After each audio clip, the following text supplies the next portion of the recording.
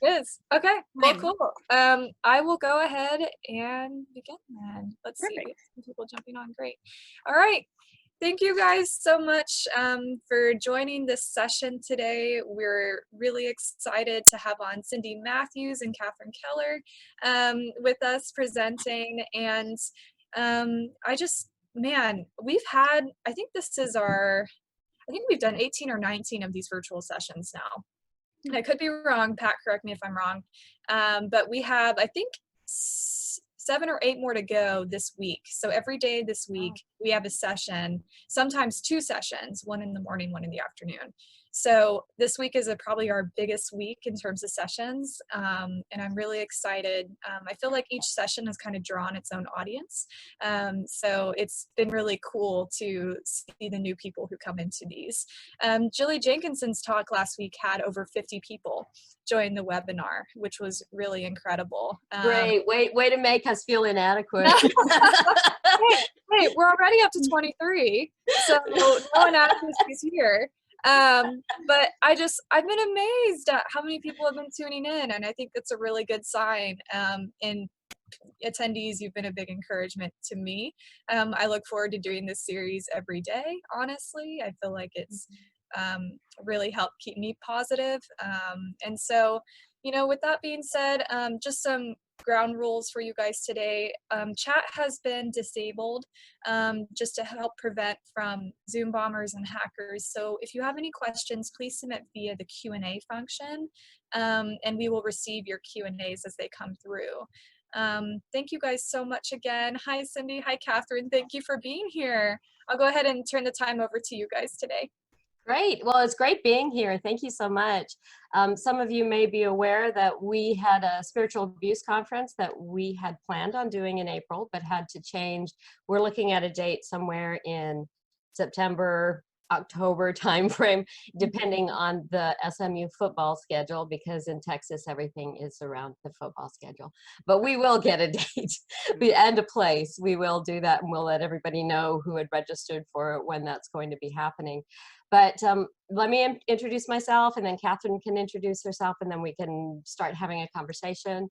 I'm Dr. Cindy Matthews. I teach at Southern Methodist University in their graduate counseling program. I have a private practice in Garland, Texas. I work with domestic violence issues. I work with trauma. I work with abuse, but especially spiritual abuse, religious cult abuse. And I am a mother of 3 children and been married 35 years, and I was in a religiously abusive organization for 43 years, which is where my interest came from that. Catherine, you want to go ahead and introduce Sure. yourself? Great. I'm excited to be here. So thanks to ICSA for hosting this. So my name is Catherine Keller. I do have my PhD in psychology, and I'm a psychologist, a licensed psychologist here in Texas. I'm also a licensed professional counselor supervisor. And so my primary gig is clinical work. I have a private practice. I actually co-own a group practice here in Dallas with a colleague. And I spend most of my time seeing clients doing individual therapy, specializing specifically in trauma. I only work with adults. I work with a lot of adults with childhood trauma, as well as spiritual and religious abuse issues. And I do like to present on the topic from time to time. So yeah, that kind of sums up me. That's great. Thank you. And you have a beautiful son who's 2 years old. That's true. Am I allowed to say that? Yes. So I have a kiddo that just turned 18 months. So he's at home with his grandma right now being watched. And yeah, so we're figuring out shelter in home in Dallas with a toddler. It's exciting. Right. Working from home and having a toddler. Very fortunate. It Yeah. sounds like to have parents who are helping you with Like Pinteresting ideas for things to do with toddlers. I'm out of, if anyone has them, my email is down there. Send me your ideas. Put them in the Q&A section for Q&A. you. Awesome. Well, so you and I had been talking for a while about doing a spiritual abuse conference. Kind of talk us through what you saw the need for doing it. And we were originally talking about doing it for mental health professionals, survivors of religious and spiritual trauma. Talk us through the thinking behind why you thought it would be important and to do it now. Sure, yeah. So I've had a vision to do that for a while. Primarily because, like you said, there is a need. There are not a ton of people, especially in this area, that specialize in spiritual and religious abuse. I get inquiries from potential clients all the time. When I talk with therapists about clinical work and talk with them or sometimes train them on spiritual abuse, this light bulb goes off like, oh my gosh, I was not trained in this in graduate school. And so there's information out there that needs to get to the people, to the therapists, to the religious professionals, to people in general, to survivors, to help put a context to what they've experienced. And so so that's kind of what the need was about. I think it's important to train and educate and help people understand spiritual and religious abuse as a subspecialty. Uh-oh, she froze. I think that there is some, sometimes people just don't know about it, or sometimes people kind of minimize it as, oh, trauma is trauma, it's all the same. Where in fact, there are a lot of unique pieces about spiritual abuse, that some of which don't happen in other kinds of trauma. And so I just felt excited to, get the word out there and get the training out there and get people talking about this topic, because so many people have experienced it in one way or another. I think it's just important to get that information out there. Okay, so specifically, how do you define spiritual abuse, religious trauma? How do you define it? How do you see it? Yeah, sure. So some boiled down, and I have some definitions that I like to share that come from the literature, but basically boiled down is when someone in some kind of spiritual or religious authority, this could be a pastor, this could be a parent, this could be a big brother, a friend, it could be literally anybody. It could be an individual and or a group. So when someone or someone's with some kind of authority harm another using spirituality or religion to do so. It could be intentional or it could be unintentional. And so basically harming someone, abusing one's power to harm someone spiritually or religiously. So what do you mean by unintentionally? Because it would seem like abuse would be intentional, that somebody's doing it purposefully. Right. So sometimes it can happen unintentionally because the system of the religion is culturally very oppressive, and some people might perpetrate spiritual abuse because they themselves have been through spiritual abuse and might not even know it. So if I'm told I have to live a certain way and follow certain standards, or I'm going to hell, and I'm, in a position of authority in that particular church or group or whatever the setting might be, I might tell other people, because I fervently believe this, oh, you're going to hell if you're gay, or if you don't get up and pray, 7 times a day and attend all these meetings and attend all these worship services, God will punish you. And God does want you to give all of your money to God, and, then you'll have rewards in heaven and things like that. And so unintentionally, someone might sort of perpetrate in that way, often because they themselves are a victim of it and may not even realize it. So they just kind of perpetuate the abuse and they just keep it continuing on as it goes. Exactly. Right. Yeah. So it sounds like you have individuals who can abuse and do abuse, and they can be leaders or parents or brothers or sisters, but there's also doctrines that can be abusive in and of themselves, such as towards LGBT communities, women, oppressing women, different ethnicities, minorities. Yeah. Keeping people in line, toe the party line. This is how we are, being a part of this particular faith group or denomination. Using the same fear tactics that abusers use, fear and shame, basically to kind of hold people accountable, which is kind of a buzz phrase, right? And it may or may not be intentional. So why do you think it's any different from just trauma from a narcissistic abuser? Why do you think the spiritual abuse is so much more traumatic? One big piece of that is because of the intersection with God or the higher power. So the majority of people that I see in my practice that come to me for spiritual abuse do come from high control Christian churches or organizations. So I'll use the word God a lot of times in this context today. But please know that it could be Allah, it could be a higher power, it could be whatever the belief system might be. Oh, it is. Okay. Sorry, I'm getting a message that my computer's kind of glitching a little bit. Are you able to see and hear me okay? It just glitches a little, so we're good. We're okay. Okay. Yeah, it seems to be okay. So with the whole idea of it coming from a deity, it's basically saying not only do I deserve this abuse from this person, but God is saying, or Allah is saying that this is okay. And as a matter of fact, I deserve this abuse. I deserve this oppression. This is the life I'm supposed to lead. Right. So in some literature from women who were a part of a high control religious group, a phrase that came out of a qualitative study was that the harm was done on the transcendental level. So at their core, they were abused, and the deity was sort of laced within that. And so as a result of the abuse, not only might they have been abused by a narcissistic abuser, like you mentioned, that narcissistic abuser used that person's spirituality against them. And that's another phrase that comes out of the literature, that people's religion or beliefs were used against them. So if I'm being told God hates me, or God is sending me to hell, or this and that, but I'm also told that God is in charge and God is supposed to love me and this kind of thing, not only is the person telling me that abusing me, but I could also feel harmed by God themselves or God itself. So that's one way in which it's different. So sounds a little bit like the domestic violence cycle, except with the domestic violence cycle, there's an apology piece, and then they, do the love bombing and all that. It sounds like with the spiritual abuse, there's not the apology piece. There's the you did it wrong. You need to ask forgiveness before the love can be given back.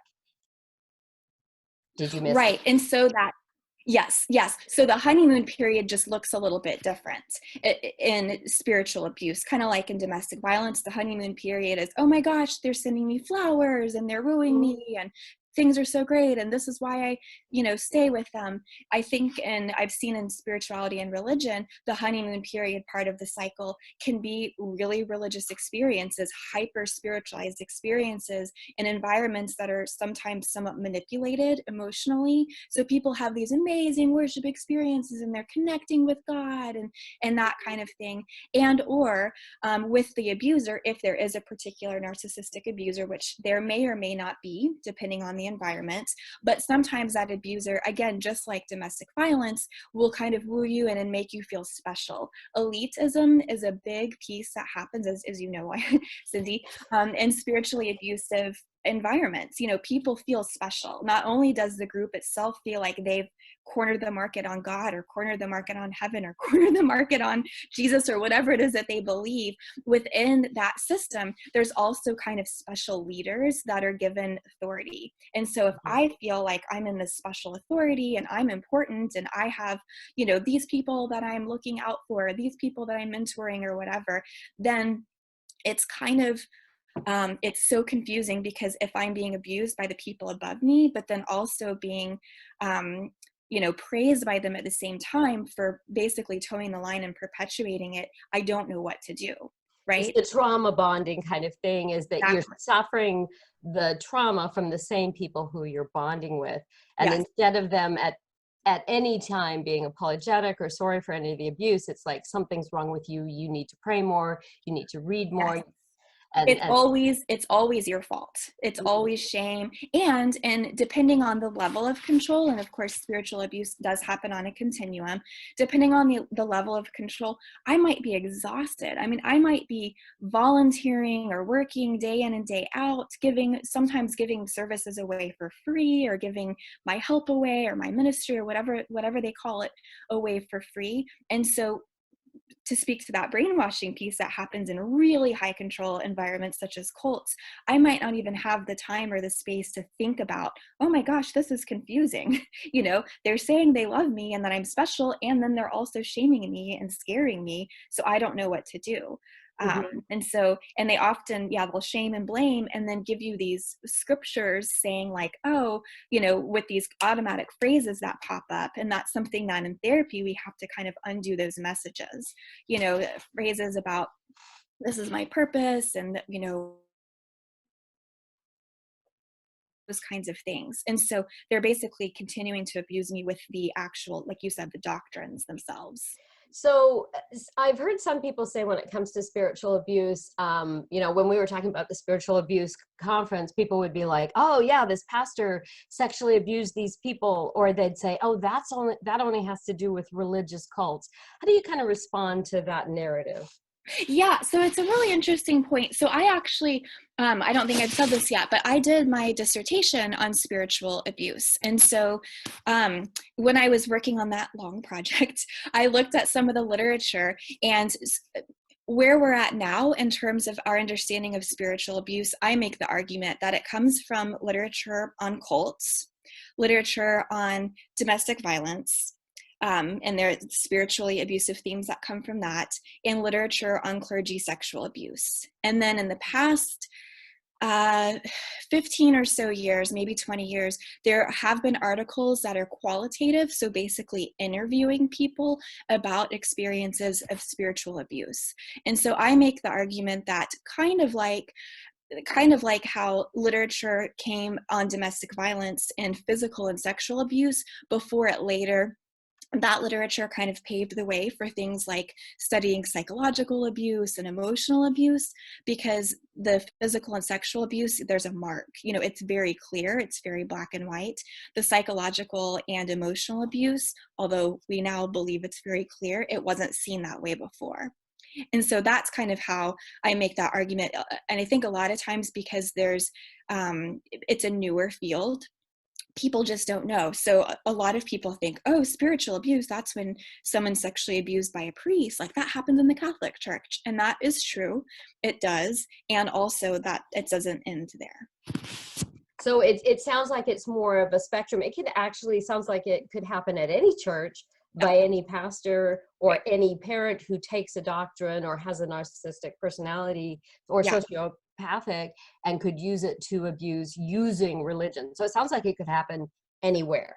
It could. In fact, there's a really interesting NPR article about a one-on-one cult where this kind of mentor basketball coach had some people, and this story was about one kid in particular that he basically had a one-on-one cult, and it was a religious cult. He told the kid all of these, you know, doctrines and beliefs about religion and what's going to happen, and it really was frightening for that child, and no one knew. So yeah, to your point, it can look a lot of different ways. So let's talk a little bit about your dissertation. You studied specifically spiritual abuse, and you kind of came up with an assessment for it. Tell us the kind of things that you learned from your study and what it was about. Sure. Okay, so I'm going to pull up a definition before I answer that question, just to kind of anchor us a little bit, just in actually a definition that I used in my dissertation that I really like, and then I'm happy to share kind of what the results of my study were. And so I like this definition because it's just very broad. So I'm going to read it for everybody a little bit slowly because it's packed, it kind of packs a punch here. So this is a definition by Ward in 2011, who came out with a qualitative study on spiritual abuse. And Ward says, spiritual abuse is a misuse of power in a spiritual context whereby spiritual authority is distorted to the detriment of those under its leadership. It is multifaceted and multi-layered experience that includes acts of commission and omission. So that's kind of like that abuse piece and the neglect. Aimed at producing conformity. So again, toe the line. This is how we act as people of this church or this belief system. Excuse me. It is both process and event. Right? So it's happening all the time and also happening at different, timestamps, periods of time. I think that speaks to the culture that can be oppressive, as well as specific events that can be harmful. So it is both process and event.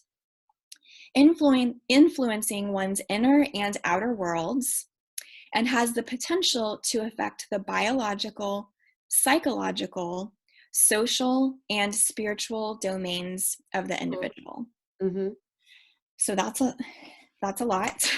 That's pretty intense. That's well packed with that. Yeah, typically when I'm presenting in front of groups of people and I realize we can't see everybody or hear everybody right now, I like to just pause and let people take that in. I realize we don't have the ability to do that in a similar way now, but it is a lot. Okay. And so that, I like that definition. It kind of anchors for me what spiritual abuse is.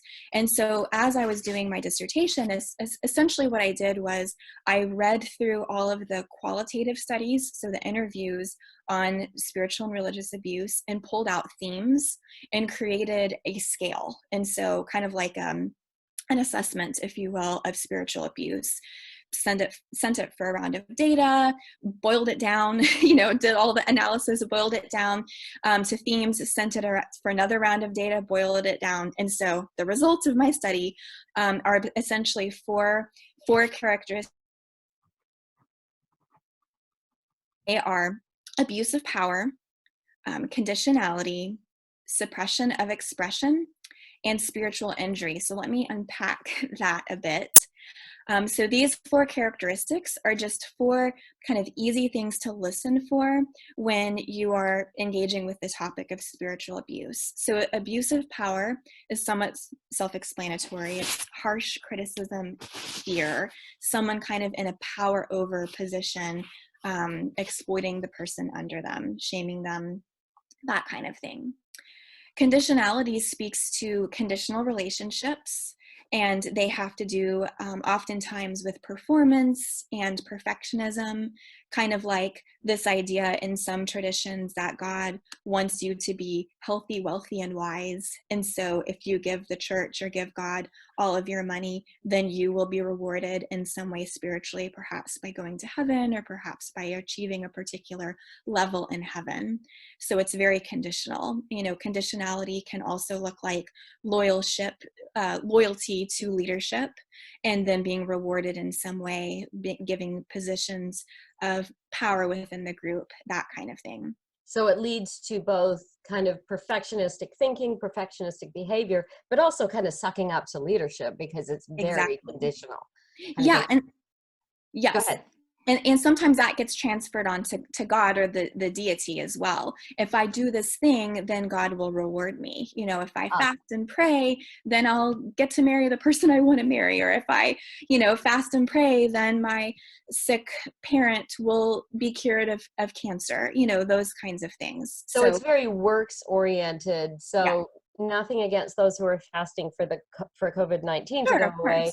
But there is, and I've seen this on the internet, is this whole thinking of we didn't fast enough, we didn't pray hard enough, that's why it's not going away. This whole conditionality, we need to work harder, we need to do more, it's our fault. Yes, exactly. And that speaks again to that shame, because how devastating if I feel like I had the power to cure my mom of cancer by praying more and it didn't happen.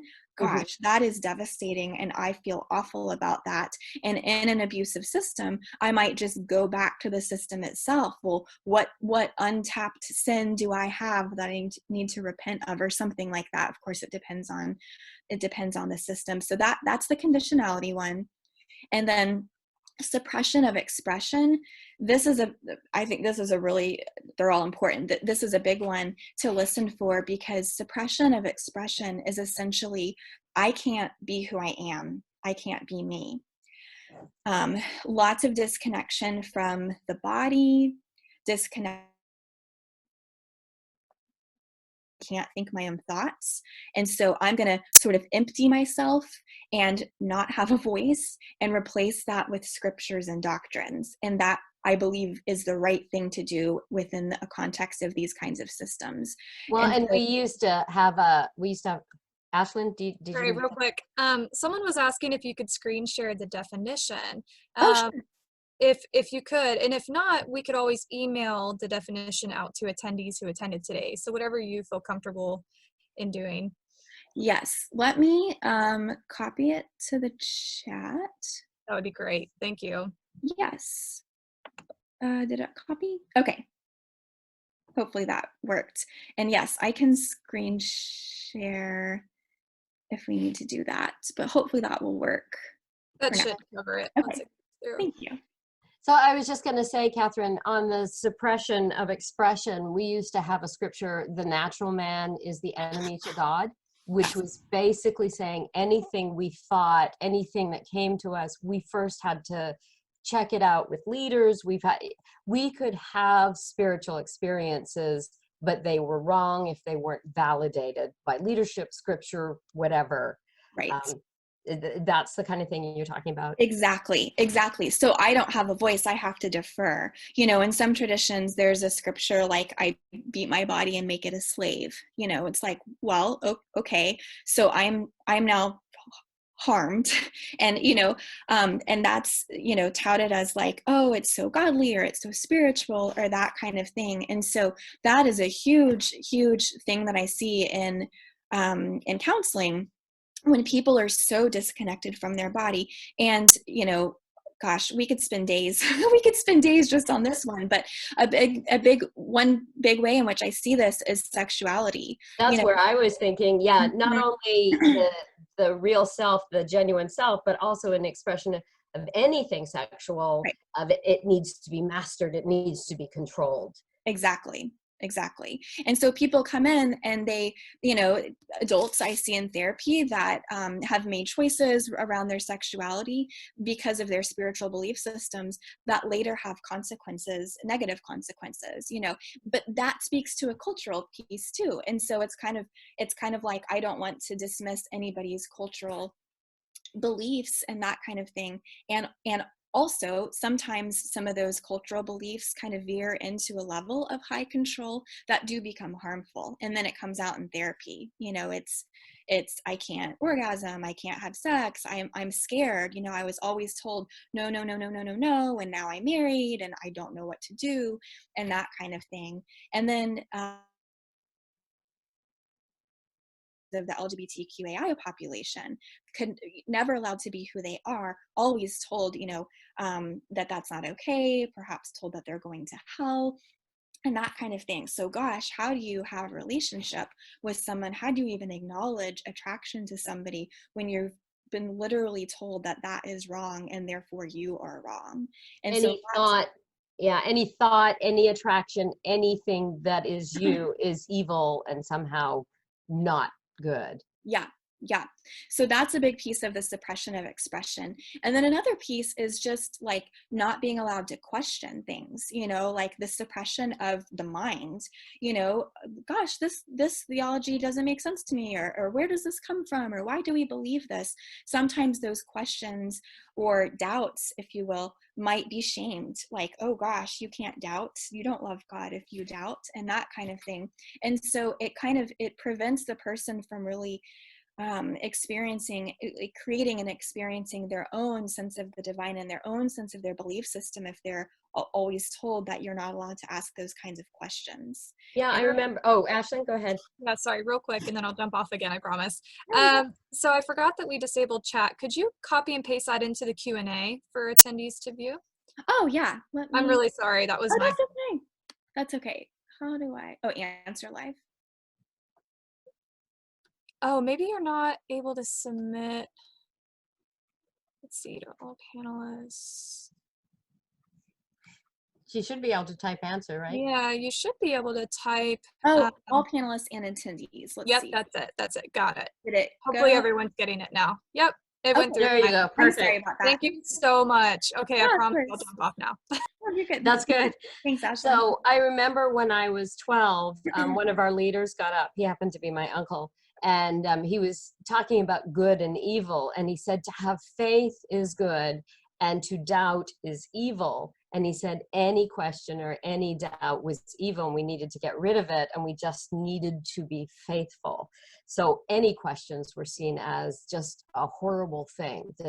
But if we did have questions and we were told to answer them, the answers had to be within that church. They could not be anywhere else. It was just within that realm. Again, so that shaming message, gosh, if I have a question, I am evil. What does that say about me? I am so evil. I guess I need God even more. And so it's Mhm. just, it kind of is a closed loop because all it does is keep me tied to that destructive and harmful system. It self-perpetuates. It's Yeah, self. I have a question, I need to have more faith, I need to Mhm. repent because I've got questions. And if I do, my answers have to be here. They're not. I need to repent more. So it keeps self-perpetuating in that. Circular reasoning. Right. Yeah, Right. sorry, I think mine just glitched a little.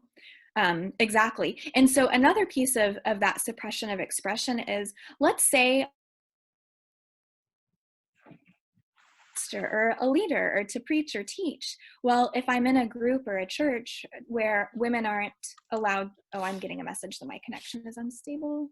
Can you hear me? Okay. Yeah. Yeah. Okay. Yeah. Yeah. Okay. Okay. Let me know. I can pop onto another Yeah. computer. And as soon as you do that, there's a question coming through. So go ahead and respond, and then we'll respond to the question. Okay. Okay. Yeah. So if I'm, if I'm a woman and I feel like I'm gifted in certain like preaching abilities and that kind of thing, but I'm in an environment where I'm not allowed to do that because women are only able to hold certain roles. Well, that's an example of suppression of expression because in my very being, if that's what I feel called to, and that's what I feel like I'm good at, and then I'm told, oh, you can't do that, but you can go do, you can go work with the preschool kids, or you can go, work with the women You're or children's telling my ministry. story here. You're telling Yeah, yeah, Because suppression I of was expression. always told you're coming on too strong. You're not Yep. supposed to have an opinion. You're supposed to submit. Yeah, you can teach, but why don't you do the nursery kids? Why Right. don't you do the 3-year-olds? That's where we'd like to keep you. That's where So, God has called you as a woman. yeah, Yep. that's where God has called you. Yep. Yeah, We know. You don't know. We know. We're gonna we tell you. know. Yeah. Right, right. We need to reposition you. And even my father would say that is like, yeah, you can teach and yeah, you can have an opinion, but let's do it with 3-year-olds. Yeah. Right. Right. So, Ashlyn, go ahead and read the question. Yes. Someone asked, my wife grew up in an IFB church that used Gothard. As I have observed their teaching, there is an unspoken but not so subtle rule that women had better have sex with their husbands, but they'd better not enjoy it. Yeah, sounds familiar. I wonder if others have seen this kind of observations. Yes. Great Well, question. Thank you. yeah, Yeah. thank you. Yeah, it's really sad. I mean, you see that in the independent fundamentalist Baptist tradition. You see it. I know, Cindy, you can speak to your tradition if you're interested in that. In Bill Gothard's whole, I don't even know what to call it. Many people do refer to it as a cult. Not everybody does, but in his whole group, message that especially for women are not supposed to enjoy sex at all, but they're supposed to be available at all times. And we really saw this culturally. I don't know if anyone has ever watched that show 19 Kids and Counting or 20 Kids and Counting. I don't know what what they ended on. The show is over now, but that's an example of a group that does tout that particular kind of doctrine. And then there were allegations of the oldest son molesting some of the younger sisters that came out later. And in my opinion, it was not handled well at all, but you see, unfortunately, in a lot of traditions where they do believe that practice, where women should be readily available all the time only to their husbands, but also are supposed to be kind of virginal until then. And then even if you're married, you're not supposed to like it. That does correlate with childhood sexual abuse in cultures like that. There's some research around that. Yeah, and that's very much the culture that I came out of, and those that I work with. Often, they're not supposed to enjoy sex. Women are supposed to be readily available. It's fine if the men want sex, but yeah, women are supposed to be readily available, but not particularly enjoy it and not request it. That they cannot in any way say, "Hey, I'd like to have sex," or they're just supposed to remain virginal. And yeah, that's it. And mostly for procreation. Let's create the babies, and which makes it very difficult when they come out and they have this family relationship or the couple relationship. Let's talk about sexuality and how that's a part of the relationship. It's very, very difficult to work through that of women being able to request and guys being able to meet the needs of the woman. It's Mhm. creating the egalitarian relationship is really, really tough. Yes, and to add to that, in traditions that don't believe in birth control and that believe that the woman should stay home and raise all the gaggle of children that she produces, there's really no time to have any needs, right? So a lot of women, I see at least, become very disconnected from their own needs in general, sexual and otherwise, because they're popping out so many kids and they're homeschooling and they're raising them, and it's like, and they're honored as this like selfless, God-fearing woman who's doing the work of God, um, and yet oftentimes they have no voice and no connection to. It's almost like it's not even an option to have a need. Well, and that's the book Untamed. I can't remember who Mhm. wrote it, but Glennon I've Doyle's just book. started it. Yeah, And she's talking about how women are supposed to be selfless, not to have a self at all. That is the yeah, highest level. Don't have a self, be right. selfless. And she really makes this point of to have a self is selfish. And Mhm. yet the men, the leaders, they can have a self, but women cannot, which is, I think, is kind of a form of oppression. Yes, it's good to Yes. do service. Yes, it's good to do for others, but to set any kind of boundaries, to have any kind of sense of self is selfish. Exactly. Exactly. And so that's suppression of expression, and we like I said, we could talk for hours just on that one. But the last one is spiritual injury, and so this is kind of the trauma reaction, if you will, to that. So this is, I can't trust myself. I can't trust myself to find a healthy spiritual environment. This is cynicism, warranted oftentimes, cynicism toward religion.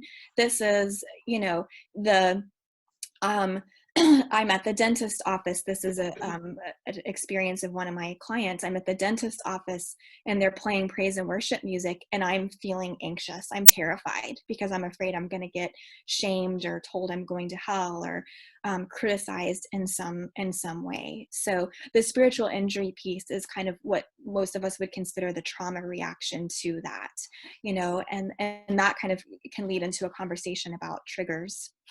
And So it sounds like it's almost going back to behavioral psychology, is mhm. that it's paired, anything that's related to the religion is paired with the trauma itself, like music, words, scriptures, anything.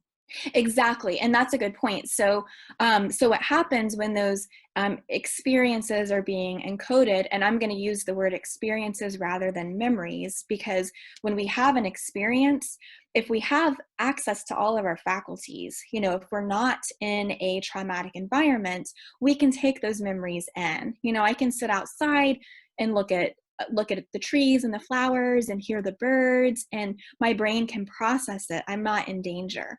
But if I'm in an experience in which I am shamed or criticized or abused or in danger in some kind of way, my brain will go, for survival purposes, into a fight or flight or freeze mode. And so what happens is we go down to kind of the basics in the back of the brain, the basic survival functions. And so my brain is just like, get through this crisis. And in that, it's not able, the different parts of the brain that process different elements of the experience are not able to communicate, for lack of a better way of putting it, and make sense of it. The brain is experiences, all those livings, all that sensory stimuli that's coming in. And so, yes, so later on, so let's say there's a particular song happening and I'm in this abusive experience, or maybe I'm being shamed or criticized. Well, later I hear that song and my brain is like, it perceives a threat, even if there's not a threat. If I'm at the dentist office, well, that's another story. I might not like the dentist office, but let's say, I'm at the grocery store or somewhere and I hear that same song, and my body might have that trauma reaction because, yes, to your point, Cindy, it is paired that experience with danger. And that's a big part of the healing process, is to unpair those pieces. And part of that is examining, exploring, putting a narrative to when that danger was happening, what was going on, and processing that. So let me see if you've experienced the same kind of thing with your clients. I see a lot of them go to freeze. They kind of Mhm. disassociate because they haven't had the power to fight when something traumatic has happened when they were in the church, or flee, that they Yeah. had to stay where they were and they moved to this place of freezing. So I see with a lot of my clients of this, they just kind of freeze and dissociate for just a means of self-protection. Are you Sure. seeing the same kind of thing? Absolutely. And unfortunately, some high control environments sort of perpetuate dissociation through their worship practices. So And give me an so, example of that. What do you see happening there? yeah, so like sometimes there can be manipulation through, like, let's say, like, the lights are low, the guitar is strumming, there's kind of a trance like state that's induced. So a Hmm. lot of the words of the songs are repeated over and over and over, kind of lulls you in a way. And so it kind of, it can feel like a very spiritual experience, and I'm not going to say it's not, because I'm not the judge of that. What I have seen at times for some people is it's almost like a hypnotic state where you're there but not really there. And I've seen this time and time again where people will self-induce those states even in their own spiritual practices at home. And so that's what we do at church, that's what we do at this ministry place, or whatnot. So that's what I'm going to do at home. So I'm going to listen to this worship music, turn the lights down, repeat these things over and over. And they may, for some, again, it depends on the person, but for some people, they may not really feel as connected. It's sort of like a performance, where Mm. there's a dissociation. And actually, dissociation is a safe place to go when you're being abused. And It's a so, protective kind of place to exactly, go. Right. exactly. So as therapists, I'm thinking, we teach meditation, we teach relaxation. So for somebody who's experiencing that, that may not be a good thing to be teaching them. That is a good point. And that's something for therapists to be mindful of when we are, meditation is is a recommendation. And there's a lot of research supporting meditation, and that's all very valid. And also, for some people, meditation might be triggering because it might be reminiscent of this spiritual environment that's like hyper spiritual and could create a dissociative experience. So we Mhm. want to honor, the role of dissociation in one's experience, right? It's a protective function. We don't want to ever shame that. And we want to offer the option of the person not having to do that to survive the spiritual experience. Like, it is possible to connect with God, to connect spiritually, and not be in a hyper spiritual state, and not even have to be dissociated for that to happen. So that brings a really good point of, do you think part of your role as a therapist is to help your clients reassess spirituality and help navigate that whole thing? What are your thoughts about that? Yeah, it's a good question, and it's really tricky because I am not a theologian. I am not a pastor. I'm not any of those things. I'm just a therapist. And so I think it really depends on the client. So some people want to re-engage in spirituality, and some people don't, and they get to have their experiences. I think part of my role is to help them grieve and to help them put language to what did happen, to help them connect, because like we talked about with the suppression of expression, there's often so much disconnection that people don't even have words for what they experienced. They just felt bad, and it's like, oh, I don't like, every time I talked to this leader, every time I went to this service, I just had a weird feeling in the pit of my stomach. So part of what we do in therapy is we help them put words to that. It might be, oh, I had doubts, or I didn't like this and I couldn't say it, or I had to pretend, I had to perform, or it could be a number of things. And so that's part of our job, is to help them grieve. Many times they're grieving positive experiences. There's a reason that they got into that environment. Again, you made the parallel with domestic violence. There's a reason that someone got into a relationship with someone that turned out to be abusive. There are positive things about that environment for many people, and positive spiritual and religious experiences. And so our role as therapists is to help them identify the good, the bad, and the ugly. What drew you into that? What did you like about it? okay, and also put language to what was painful, you know, like, oh, I really liked the community. This is a big one. Belonging. Tell me about that. They talk about it. But in the talking about it, there's often a description that sounds kind of enmeshed. So enmeshed is a, you know, fancy psychology word for basically there's no boundaries. I don't know where I end and you begin. We're all the same.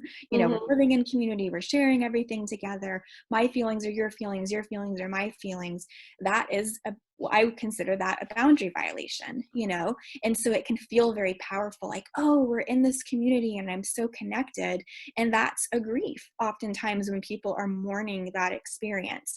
And so you're mourning what they experienced as positive from that, and also putting language to what they experienced as negative. Well, gosh, I didn't realize at the time I didn't really have a voice. Like, we were all one person, it seems. You know, gosh, how freeing is it to be like, oh, I like this kind of music. You know, I want to do this kind of job. I want to go study this or learn about this. That's very freeing, but they come hand in hand. And so to your question, you know, sometimes people really miss the sense of spirituality that they had at one time in the group, and sometimes they don't. And so it's not our jobs to push any kind of agenda in terms of spirituality or religion. That has to look a certain way, but a big part of our jobs is to really connect the person back to themselves. And this brings up a whole conversation, Cindy, I know you and I have talked about second generation adults. And so a lot of times when I work with people that have been through spiritual and religious abuse, part of the goal eventually is to connect them back to who they were and how they connected spiritually before they were in that environment. Well, if you were born and raised in a spiritually abusive environment, including an occult environment, there is no before. Mhm. And so the work in therapy is different. So that speaks to complex trauma. So complex trauma is basically chronic, ongoing trauma. Mhm. It's just happening over time, as opposed to a more limited traumatic experience, kind of a time-stamped event. And Well, so when you're, and yeah, it's really helping the person discover who they are. I was born yes, and raised in this group, and to um, Jilly used this example on Friday, and I use it with my clients. It's like a flower or a tree or something is trying to grow up, but concrete keeps being put on top, and it grows through the cracks, but concrete is put on top. And so somehow to remove the trauma so that that can grow to be what it is. But it's really difficult helping them discover who they were, because it's always been this suppression of yes, expression, never being able to be who they are. exactly. So then we're going back really far into early childhood and helping them connect in ways that they have never.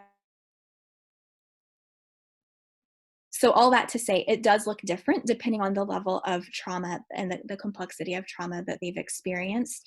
But to your question, I would, my goal, my job is not to push people into any kind of spiritual or religious experience, but to help them to connect with themselves, trusting in the process that if that's a thing that they need to do, then that will come out. And if it's not, then it won't. Well, and one of the things I find interesting that you're talking about is there is this sense of guilt or shame, probably more shame, that they have been a part of something that, why didn't I see this Right, sooner? right. And I think the whole thing about let's celebrate or find those things that you really enjoyed, the connection with other people. Yeah. You enjoyed teaching, you enjoyed this piece, and somehow being able to separate those out so it doesn't become triggering. But yes, Yeah. there are positive things. It's not all bad, because Right. they stayed, just like in a domestic violence situation, they stayed because of the positive. There's a reason. And to educate, I think there's such room to educate people. Yeah, you were in this environment, and just like good marketing professionals know, messages over time literally wire our brain cells together. You know, as we say, neurons that fire together, that wire together, fire together. I'm sorry, that fire together, wire together. Fire together, So, wire together. Okay, cool. Which means that the brain pathways continue to keep going that way, and it's yes. really hard to bring them out of that. Exactly. And so those deep rooted belief systems, sometimes about gender roles, sometimes about sexuality, sometimes about heaven or hell or who's in or who's out, or, when you hear people say, oh, I just know, and they have been in a high control environment for a long time, that, that's a time for pause for me. Okay, let's talk about this. Where might that have come from? And when you're working with someone, like you said, that feels a lot of shame, like, oh my gosh, how did I not see this? Why did I go to that church for so long? How did I not know? Really validating you didn't know, and then you were given this message over many years or months or years or however long it was, and your neurons are literally reinforced. And so, the bad news is they've been reinforced. The good news is our brains are very plastic, and we can relearn, we can unlearn and relearn things. Ah, okay. So tell me, when you're with a client, what are kind of the signs and clues to you? They may not come in and say, hey, I'm dealing with spiritual abuse, I'm dealing with religious abuse. What are kind of the signals or signs to you? Not that we're seeking a sign, because we're not doing that religious piece, but which would be a trigger for me. But how do you see it? How do you Right. recognize what's going on? Yeah, so that's a good question. I'm often listening for themes of shame, of fear, of disempowerment, and disconnection, back to that suppression of expression. And so I'm listening for, how are they talking about their experiences? How are they describing themselves? Do they view themselves as fundamentally flawed because that's how God made us? Do they view themselves as like, there's something wrong with me because I want, I had one person years ago, she only wanted 2 kids and she was supposed to have 4 or more. And she felt awful about herself. That was within the context of her religious group. She wasn't a good, proper woman because she only wanted 2 kids, and so the way that she talked about that, it felt very sad to me, because it was laced with this belief that there's something wrong with me. Okay. So that's that shame. And then the fear, it's like, oh gosh, sometimes it's scary, and I have to have this conversation all the time. Sometimes it's scary to talk about this in counseling. I'm an outsider to them, regardless of what group they came in. They don't know me, I don't know them. And so it can be scary to kind of air your dirty laundry, if you will, to someone that isn't a trusted member of the group, when in the group you were told you should only see counselors that come from this group. Well, right. And we were never allowed to disagree or talk negatively.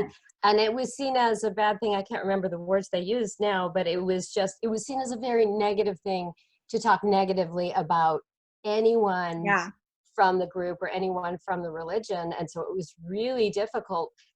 And I almost felt sometimes this panic in my chest of, I feel uncomfortable with something and I want to say it, but I can't say it. And it would just sit there.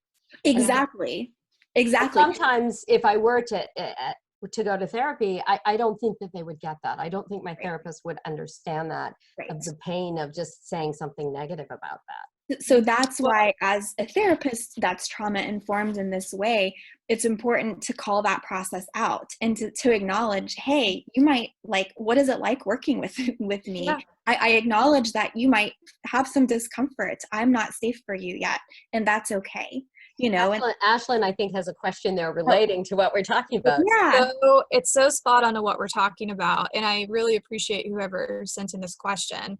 They said, I have been to multiple therapy sessions in which therapists try to pull in their own non-abusive religious experience to help me.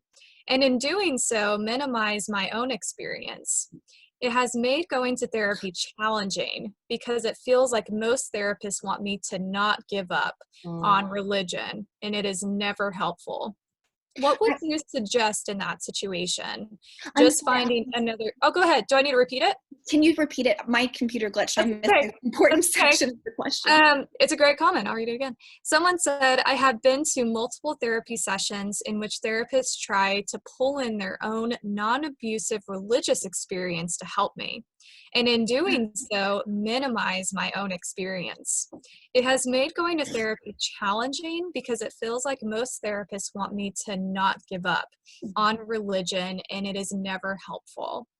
What would you suggest in that situation? Just finding another therapist, or is there a way to discuss this appropriately? Oh, that's a great question. Great question. That's Thank a you good so one. much. Yeah. Yeah. Cindy, how would you respond? My initial response is just find another therapist. However, part of that is what I deal with when I'm a part of ASERVIC, which is the Association of Spirituality and Ethical Religious Values and Counseling, which they've been trying to help therapists understand the value of religiosity and spirituality. So when I bring this piece in that spirituality and religiosity can be harmful, they become very defensive because they've worked so hard on bringing this in. So sometimes I think therapists are like, my spirituality has been wonderful. My religiosity has been wonderful. You need to feel this as a client. Here, let me share that with you, which is very minimizing and invalidating for that abusive trauma that's been going on. Mm-hmm. So there's many things that could be said here, but go ahead, Catherine, you go ahead. Yeah. Of course, it's like, I feel for whoever asked that question. I do too. I mean, that just hurts me to hear that. Yeah, it does. I think I think it depends on the context. It depends on the trust in the relationship. My hope would be that you might feel safe enough to address it with the therapist. That may or may not be your experience of them relationally. I don't know. So you kind of have to listen to your gut on that. My hope would be that if there's trust in the relationship, that you could say, hey, when you said this thing, I felt really minimized. You might have had a positive religious experience. I'm talking about my pain and trauma here. And I feel like that is, there's no room for that at the table when I share my story and then you share your story. I feel very minimized. And if there's enough trust to bring that up, and again, their heart would be broken and they would be like really attuned to the pain that you've experienced in your religious trauma, and also how that was recreated in the therapeutic relationship, and that could be mended. I don't know if that's the case or not. If you have a therapist that is trauma informed, then perhaps. If you don't, then it might not. Well, and it's almost like it's recreating the trauma, re-victimizing the victim kind of thing, of invalidating. Because with the relationship with the therapist and the client, you want it to be egalitarian, so it's not this abuse of power again. Right. But by the therapist bringing this kind of control in of saying, you just didn't get it right the first time. Let me just, here's the answer. Here's the solution. Exactly. And it happens in other kinds of traumas as well. Years and years ago, one of my trainees who was being trained by a different therapist, so what happened?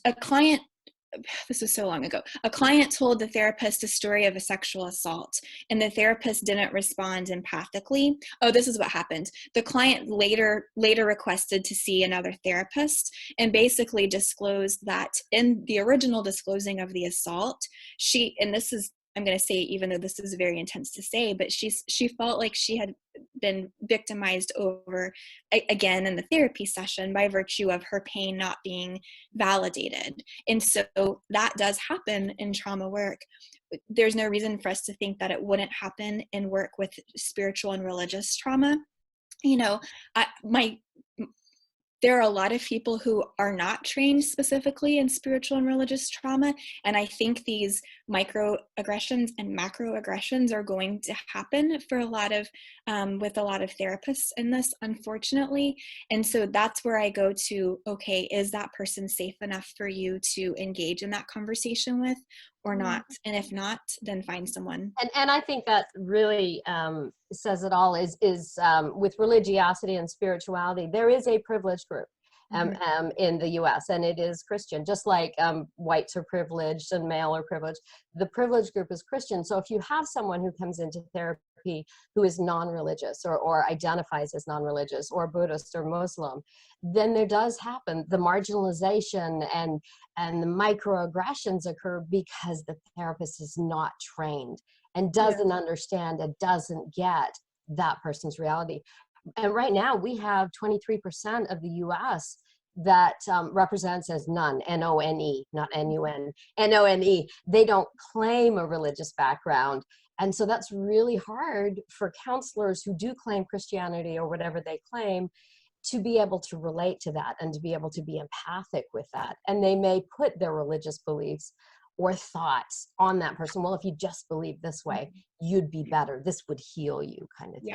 Well, and on I've that had note, that experience. we had 2 questions that are really good come through. One of them is, does this happen in 12-step groups? That's a good question. Yeah.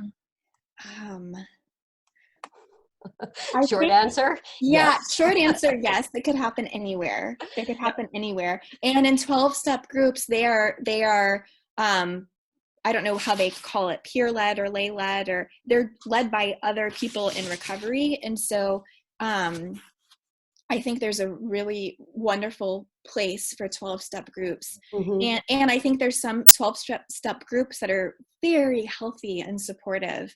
And there's some that aren't. I've heard some stories on both ends of that spectrum. Right, and because it's a leaderless group and it's group led, it's going to depend on the group dynamic and the group culture that's going on.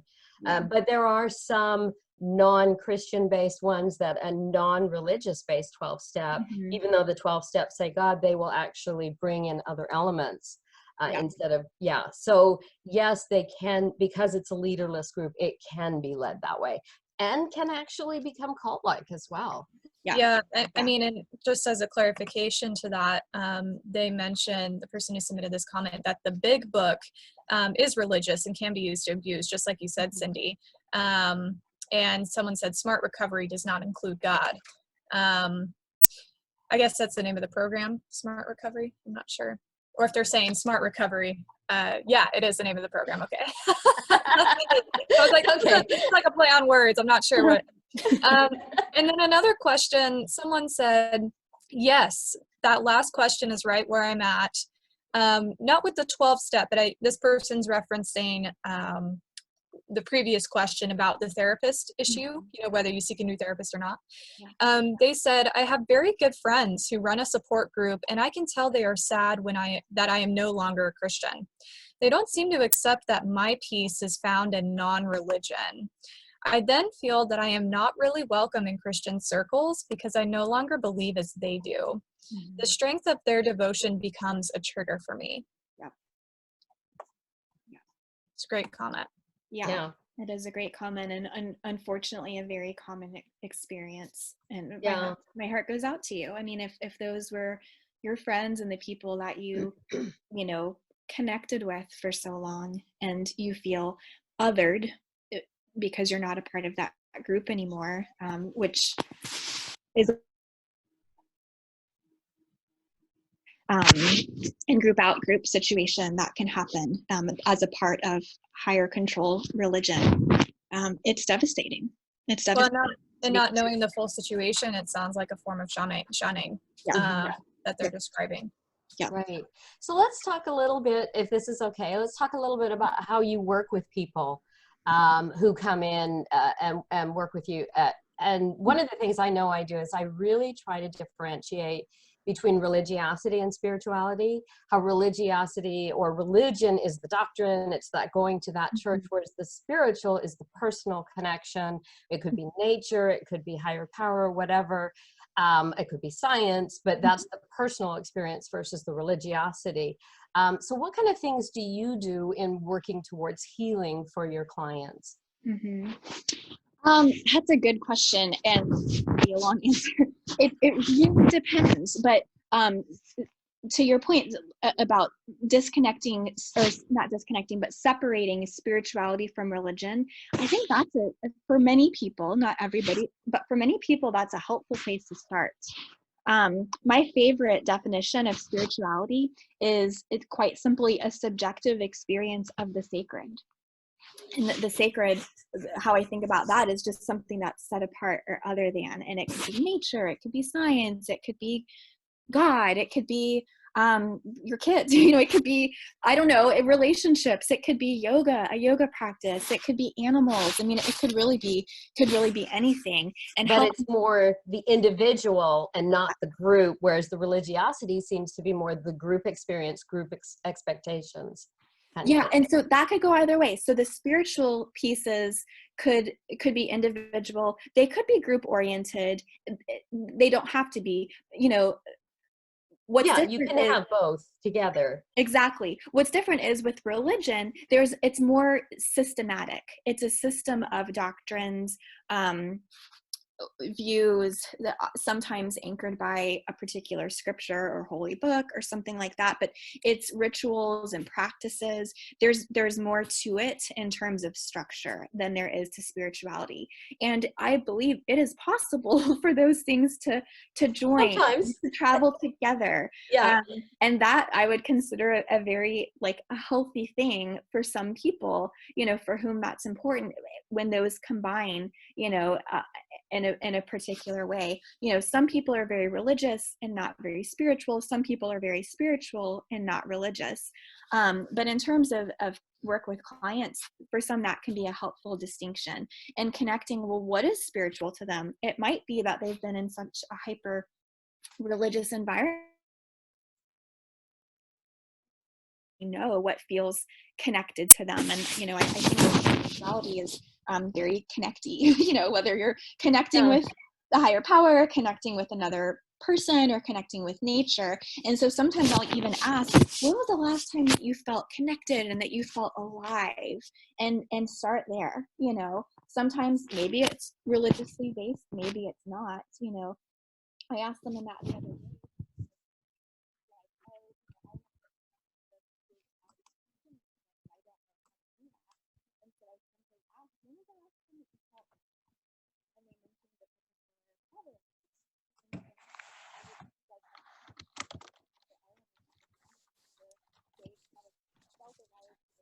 Catherine, I think your audio, I think you're covering. There you go. No? Is it better? Yeah, we missed the whole last comment. Oh, shoot. Okay. I'm really sorry. Okay, thanks for letting me know. I'm sorry. I knew it was a good comment, and so I'm like, okay, where'd you go? Go ahead, go back. Yeah, so I don't know where it got lost, but basically when people want to connect or reconnect with spirituality and religion, but they've been hurt and they don't know how to do that, my go-to is to ask them, when was the last time you felt alive? When was the last time you felt connected? And have them unpack that experience. It may be religious, it may be spirit, it may not, I don't know. But that is, I think, a place to start. And that's consistent with this whole idea of connecting with themselves and who they are as a person. And if they're going to connect with a higher being or connect with a religious doctrine, that's fine too. But there needs to be room for them to feel alive, Mm-hmm. So Donnie Whitsett wrote a really cool article about working with somebody who's come out of religious and spiritual trauma and cult trauma. And she talks about working like a strand of DNA that intertwines, that you're working with the trauma at the same time as working with identity and helping them deal with today, all within the myelin sheath of the rapport and within the relationship between the counselor and the client. So this, where do you work? Do you work with the trauma, the identity? How do you decide where to work with the client? It's all at the same time, Cindy. It's literally all of it. Okay, so to the earlier example, of not being able to ask questions in a high control environment. Okay, so that's part of the trauma. Mm-hmm. So in the therapy room, it's important to acknowledge, there are some things you might not want to say here. That's fine. Like, validate and normalize that. Hopefully the relationship will strengthen as there's trust in the therapy and the relationship between the two. And then I'll tell clients, hey, you're going to, and that's okay. Or I might make a guess at what's, Say that again. It froze for me for what you were saying. So Let me move to another seat. Maybe this will be better. Sometimes I might say to a client, hey, like you might disagree with me, or I might make a guess or, throw out an idea of what might be going on, and I might miss the boat. Like I can be wrong. I'm okay with that. And my hope is comfortable correcting me, because I really want to understand your experience. And if I misperceive something, then I'm going to miss you. And that's what's been happening. That's what's happened in your life. And so if and as you're comfortable with that, please call me out if I missed something. Clarify that for me, because I do want to know you. And so in that, you're working on the therapeutic relationship and you're working on the trauma. Well, and I was just thinking about one of the earlier questions that they were talking about, my counselor doesn't get me, and you're saying, well, call them out on it. It's like how hard that would be for somebody who hasn't been able to. Right. And they feel re-victimized through that, and to be able to say, oh, just tell them. And somebody who hasn't experienced it would have a really hard time understanding how hard that is to talk about some of the stuff. Yeah, and that's why I caveated that with if there's trust, if you're comfortable doing that, because you're absolutely right. It's not always going to feel safe, and safety, in trauma recovery is essential. One of the most well-known kind of people in the trauma field, Judith Herman, she talks about stages of trauma recovery, and they're not linear, but there's safety, remembrance, and mourning, and reconnection. Reconnection, or sometimes connection if there has not been an initial connection, as is the case with cults or other kinds of complex trauma, right? And so for healing to occur, the safety is essential, and that is safety in one's life. Are they in an abusive relationship currently? Are they stable? Are their basic needs met? Do they have food and shelter and water and that kind of thing? Safety spiritually. Are they still in that abusive spiritual environment? Or are they at a stage of change where that's a whole nother kind of stages of change model? Maybe they're in contemplation and they're still in the environment, but they're thinking of getting out. Well, you kind of have to be where they are in that place, right? Mm-hmm. It wouldn't be safe to start telling me to ask about all the traumatic experiences when they're still there. Like that wouldn't be commensurate with where they are. And safety in a therapeutic relationship, of course, is essential, and that takes time to develop. But if somebody doesn't feel safe, then I wouldn't advise them to call their therapist out if they miss something. So I was thinking about safety if they're in relationships, like say a woman is married to an abusive individual who claims his church authority, patriarchal authority. How would you work with her, or even LGBTQ individuals who have parents who are telling them that they need to pray the gay away? How are you going to work with those individuals who are not in safe environments? Well, some of it, again, it's completely contextual. It depends on the person, and it depends on what does that environment look like exactly. Are they living with their parents saying hateful things to them, or not? Are they in the middle of finals? Are they a student in the middle of finals and really have other things on their mind, and also, have trauma to process, but maybe it's not quite the safest time to do that? So I think it really depends on the individual, but even talking about safety as a concept, that's like mind-blowing for many people, because it's never been an option to be safe for some people. So identifying, and helping them put language to what feels safe, what feels unsafe, and that kind of thing can be a start. Talking about boundaries can be a start. So we're not in the processing, like the remembrance and mourning stage yet of trauma recovery. We're still in that safety phase, which includes talking about what safety is in the first place. Well, and it sounds like to even keep myself safe, I have to have some semblance and understanding of who I am and importance of my identity. So it's reinforcing that at the same time as keeping yourself safe, because and I'm thinking of a couple of clients that I had, they didn't even think it was important that they be safe. They came in actually saying, I'm feeling depressed because I'm not able to submit, something's wrong with me. Mm-hmm. What can I do differently?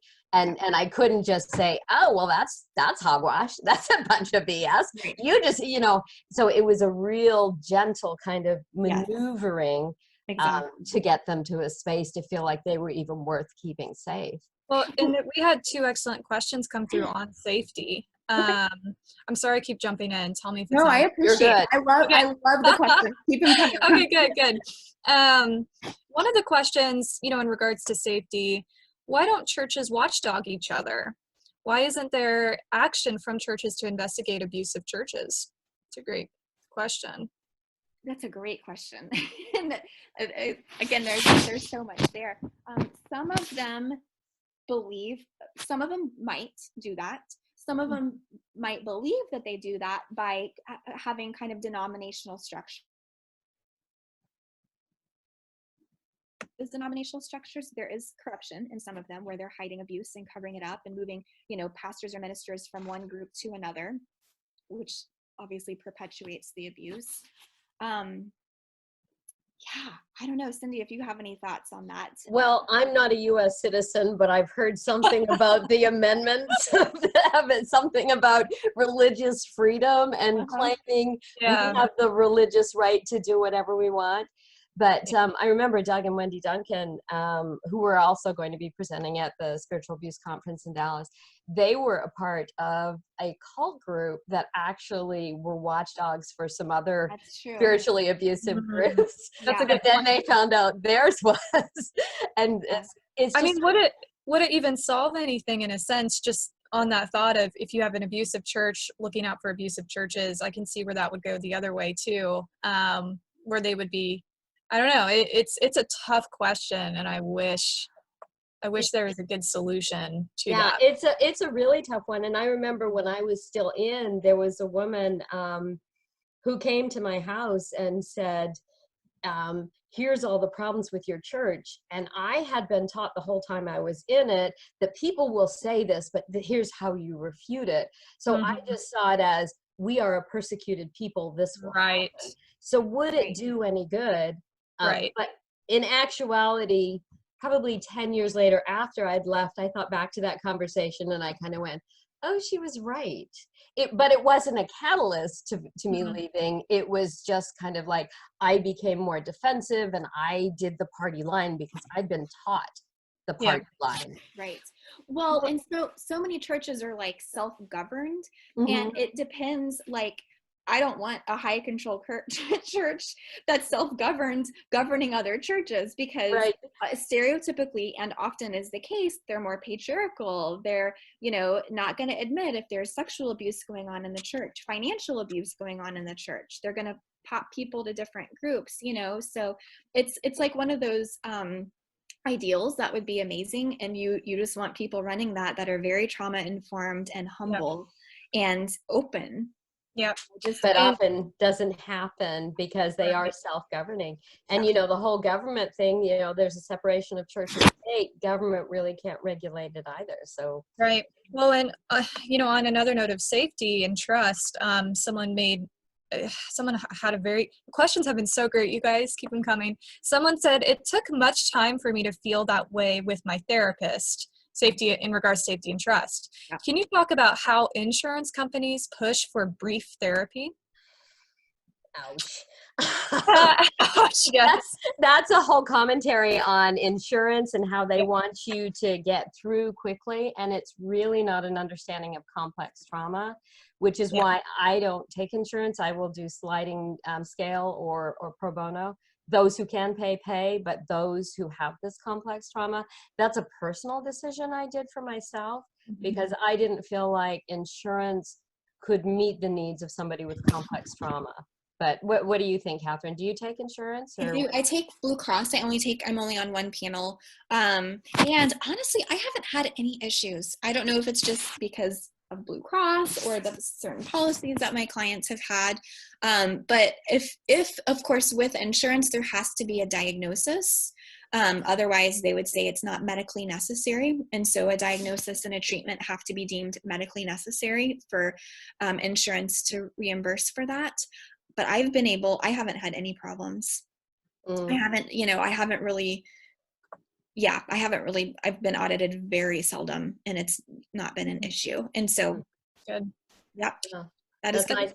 But I do know some insurance companies are like, you got 6 sessions, then your therapist has to diagnose. And I don't like diagnosis because it ends up being a label. Whereas Yeah. I'm dealing with trauma, I don't want to deal with the label. I want to deal Sure. with the trauma and work through with the trauma. Yeah. Sure. And I have a different perspective on that, because I think I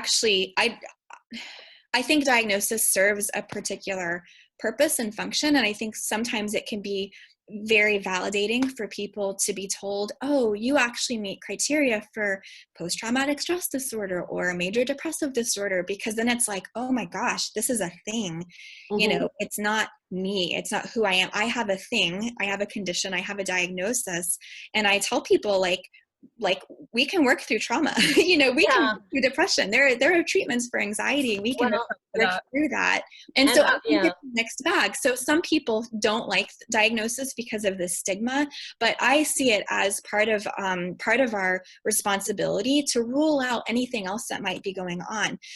Sometimes, and might not like talking about this, but sometimes there are certain psychotic disorders that have certain psychotic features that get twisted into hyper-religiosity and spirituality. And it is important to know that you're not working with someone with a psychotic disorder with spiritual and religious issues, or to know if you are, because if you are, then medication, a referral to a psychiatrist for medication would be important to tamp down the psychosis. And then if there's any other remaining spiritual or religious abuse issues, sure, deal with them once that piece has been managed. So so that's my perspective on the diagnosis. No, and I agree with the post-traumatic stress disorder, and this is an issue that is a result of a trauma. I really struggle with personality disorders that are put on, bipolar disorder or borderline personality disorder, and then they're not working with or treating the trauma. Then all of a sudden you are BPD or whatever, you become a person instead of working with the trauma. The person added additional comment. They said, thank you. My therapist has been able to get me prolonged therapy, so I am lucky that way. I am in MSW social work, and they talk a lot about brief therapy. So thank you guys for answering that question. Another one rolled through, more so a comment. They said, so much of this is relatable for me, even though the group I was in was a much more new agey type. It left me church shy for years. It also left me marriage shy because the cult leader wanted my husband, and she broke up the marriages of everyone she wanted for herself, male or female. I've been dealing with PTSD on and off for years because my ex is still in the cult and has tried to pull our son in and turn him against me. Our exers group has been helpful up to a certain point, but none of the others are in my situation. They've been able to make a clean break, and I'm still dealing with it. ICSA and these webinars have given me hope now that I can find a therapist that will actually understand my experience. That's hard. Exactly. And that's one of the nice things about being with ICSO or learning about spiritual abuse, or as Catherine and I are trying to train therapists in spiritual abuse, is finally you'll get some therapists who get it, who understand it. Because if they don't, then it's going to end up like the situation of the person who asked earlier. They just tried to give me their religion kind of thing. Yeah. Right. And thank you for being so vulnerable, for typing that. That's a heartbreaking story, but I'm so thankful that ICSA and these webinars have provided you with hope that recovery is out there. And, I hope you find, I'm so thankful that, this has provided you with that mindset. So thank you very much for that comment. And thank you, Ashlyn, for doing all these webinars. No, sure. Like I was saying, it's really cheered me up. When, with the country and whatnot going through all this, it really has been the highlight of my day. So thank you guys as well. Someone said in independent fundamentalist Baptist churches, they are very proud that no one outside their individual churches has no authority over them. Yep. And that was exactly the group that I came from. They claim that over everything is God has authority over us, and people can tell us things, but we will never answer to them. We are we are only answering to God. So yeah, they felt that they didn't have to answer to government or anybody. So yeah. Mm-hmm. That comment speaks for itself. It's a closed system, and that's really scary. Yeah. Yeah. I think I've gotten through all the Q&A on my part at this time. I'm not sure how you guys are doing on time, if you have a class to teach, Cindy, or anything coming up. Oh, I have a class coming up. I was going to ask one more question of Catherine. Sure, go for it. Go for it. So with COVID-19, what are you seeing people being triggered with spiritual abuse or with spiritual trauma or anything? What are you finding are, and then I also want to ask you about resources. You talked about great. Judith Herman. Yeah. But tell me how you're finding people being triggered. So being told what to do, being told to stay home, even though that is advisable for all of us, that can trigger this like, oh my gosh, I was told what to do in my group, my church or ministry or whatnot, for so long. That can be triggering. The authority piece, what do I believe? There's a lot of information. The information is conflicting in the media at times. Who do I believe? What sources are valid? An interesting thing I was thinking about this morning, and this is tangentially related to COVID, but the biggest show that people are watching right now is Tiger King. I don't know, it might seem like a silly comment, but that is triggering people left and right because it is cult-like. That show is cult-like. And so even though it's not directly related to COVID, I know there's jokes and memes going around about like distract the people from the pandemic, cue the tiger documentary. And so everyone's watching it. And they're not religious cults, but they are cults, and they're high control experiences. Cindy, have you watched? I don't know if you watched it. I watched the first one and I was like, I just can't. Yeah. So that's triggering people too, because people are like, I'm hearing people say, why is this entertaining? Like, is your life any better after having watched the show? They're kind of sensationalizing high control situations. Anyway, I won't go into it. If anyone wants to have a conversation about that, reach out to me. I have a lot of thoughts. And I'm finding a lot of trust issues, like with some of the leaders when they get questioned, just like when I was in my high control group, anytime they were questioned, they were immediately dismissed, and any kind of voices that were against what the leader was saying, that for me has been triggering. And also, as I see other people, it's very triggering, is that there isn't like a balanced set of voices, that whether it be at a state level or a national level or different countries. I think the whole trust and pushing away divergent voices has been very triggering for me. Yeah, that makes something. Oh, for some people, the having to look for a reason for a big event like a pandemic happening, having to make a spiritual reason, make spiritual sense out of it is, I don't know if triggering is the right word, but bringing up some issues for people, like, and then also this idea of pegging the pandemic to some kind of national sin or something that can come up for some people, because a lot of people come out of groups where if there's a national tragedy like 9/11 or like this pandemic, or the pandemic is a world tragedy, of course, people look for, it's the sin of the people and this is why. Right. I've heard some people say it's because of the LGBTQ population or something, and it's their fault, and that can be very unnerving. I saw somebody else bring up a trigger. See, the world is coming to an end because you broke the rules. Right. And I've actually seen that, not amongst so much the people who are in it, but family members who are still in religious groups. They will throw that at at the people who have left see, you better come back because this is bad, and now you're going to deal with this. And you know what? You're probably going to end up with COVID. So it's, Right.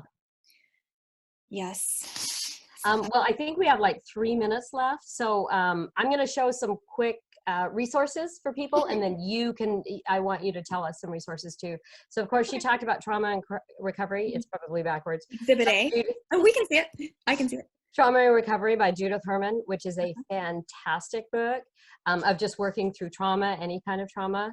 I love The Subtle Power of Spiritual Abuse by Johnson and Jeff Vander. I can't say his name. Van Vonderen. Thank you. I'm looking at it backwards. This is a great one of understanding spiritual abuse. For people who have left groups, I like Leaving the Fold. This has a lot of interactive activities, which are really good for leaving fundamental groups or religious groups. And then The Body Keeps Score, especially for the somatic experiences that they're dealing with the trauma and what's going on for them. How about you, Catherine? Give us some of your resources that you like to use. Cindy, you stole all my resources. Oh, I'm sorry. No, I didn't mean to do that. Those are definitely top of my list for sure. So maybe I'll share some, those are the books actually that I do share. I'll share some websites and one podcast. So there's a podcast called The Liturgist. I don't know if anyone is familiar with that one, but there is a particular episode on spiritual trauma that I think is great. So if you just Google The Liturgist podcast, spiritual trauma, it's a good one. And then a couple of other resources. Oh yeah, ICSA has a website called spiritualabuseresources.com with all for survivors, for mental health professionals, lots of resources on there. And then spiritualsoundingboard.com. Actually, you want me to just copy these? Let me copy these. I'm typing it in to all panelists. I don't know if, oh, that's just a panelist. Okay. Maybe Pat can type it. Oh, I can paste Yeah. now.